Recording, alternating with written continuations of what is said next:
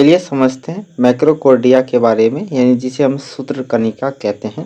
आखिर ये क्या होता है, ठीक है। तो सबसे पहले समझेंगे हम लोग कि मैक्रोकोर्डिया या सूत्रकणिका का कार्य क्या है, इसका संरचना एवं कार्य क्या होता है, कोशिका का ऊर्जा घर क्यों कहा जाता है, और मैक्रोकोर्डिया की खोज जो है वो किसने किया था, और इसके साथ इसके बारे में संपूर्ण जानकारी इस वीडियो के माध्यम से हम आप सभी को बताएंगे।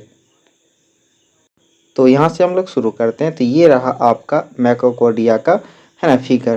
तो सबसे पहले यहाँ पे मैक्रोकोर्डिया का जो खोज किया था वो अल्टमैन नामक वैज्ञानिक ने इसे कोशिका में खोजा था, ठीक है। और इसका जो काम होता है वह काम होता है कोशिका को ऊर्जा प्रदान करना, ठीक है। और जिसके सहायता से पूरे शरीर को जो है ऊर्जा प्रदान होता है ना। तो यहाँ पे इसमें जो होता है यहाँ ऑक्सीशोषण होता है, यानी कि ऑक्सीजन के प्रेजेंस में यहाँ पे क्रियाएं होती है, इसीलिए हम ऑक्सीशोषण बोलते हैं। और जिसके फलस्वरूप बहुत सारे ऊर्जा का निर्माण होता है, और जिसे हम क्या कहते हैं, ऊर्जा घर कहते हैं। और यहाँ पर जो है ना ऊर्जा कैसे बनता है इसके बारे में भी हम लोग समझते हैं। तो यहाँ क्रेब्स चक्र चलता है। तो अगर आपसे पूछा जाए आपके एग्जाम में कि बताओ कि क्रेब्स चक्र कहाँ पे चलता है, तो मैक्रोकोर्डिया या सूत्रकणिका में चलता है। और जिसके फलस्वरूप क्या होता है, एटीपी का निर्माण होता है तथा ग्लूकोज का भी निर्माण होता है, और जिससे हमें क्या मिलती है, तो ऊर्जा मिलती है। तो ये बात आपको याद रखना है कि कोशिका में जो ऊर्जा मिलती है यानी मैक्रोकोर्डिया में, वो कहाँ से, तो एटीपी और ग्लूकोज के निर्माण के फलस्वरूप ही बनते हैं और क्रेब्स चक्र चलने के कारण। और यह श्वसन कैसा होता है, ऑक्सीशोषण होता है। और इसकी खोज किसने किया था, तो अल्टमैन ने किया था, ठीक है। चलिए उसके बाद आगे बढ़ते हैं। आगे यहाँ पे आता है आपका कि इसी के कारण से हम जानते हैं कि कोशिका को पावर हाउस या शक्ति गृह या ऊर्जा घर भी कहते हैं। ये तीनों के तीनों बात कहते हैं, आपको याद रखना है, क्योंकि इसका काम ही होता है कि पूरे कोशिका को ऊर्जा देना। उसके बाद याद रखिए कि मैक्रोकोर्डिया के आंतरिक दीवारें को हम क्रिस्टी कहते हैं। यानी ये जो आपको यहाँ पे दिख रहा होगा, ये जो दीवार है आंतरिक दीवार, इसको क्या कहते हैं, क्रिस्टी कहते हैं।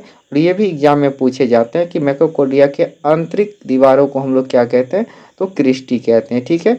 चलिए आगे समझते हैं कि मैक्रोकोर्डिया अर्ध स्वायत्त होता है, क्योंकि यह 70 से 80% अपना कार्य स्वयं करते हैं।